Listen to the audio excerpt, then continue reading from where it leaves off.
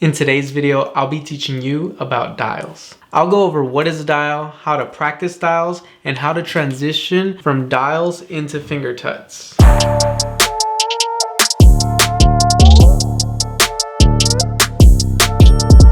If you're new to my channel, my name's Sergio. They call me Lucy Drop in the gloving community, and my channel's focus is on gloving. If you're interested in learning how to glove or how to create better gloving content, please consider subscribing. So what is a dial? A dial is a gloving concept that involves stacking your fingers on top of each other and rotating the position of your fingers to switch which finger rests on top. You may do this with your pointer and middle finger or your ring and pinky finger. These are both dials. You can do it either way.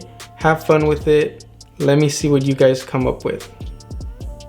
A good way to practice this movement is by using a table to hold your fingers in place while your other fingers rotate around them. This exercise will help you isolate your fingers while you execute the dial. As always, remember to take things slow so you can master this movement. Another exercise that will help your dials improve is learning each place your fingers need to move in order to complete a dial. Try stopping or pausing in each position while doing a dial. Count 1, 2, 3, 4. 1, 2, 3, 4.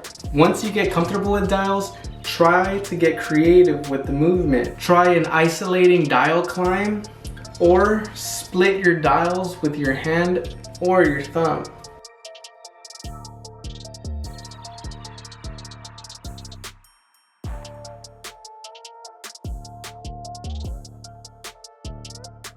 Alright, now that you have dials dialed in, I'll show you why dials are a perfect transitioning movement to get into your finger tutting. When you're in a dial, fully extend your dial to get into this tutting position. Throw this dial in your finger tuts for some extra flair.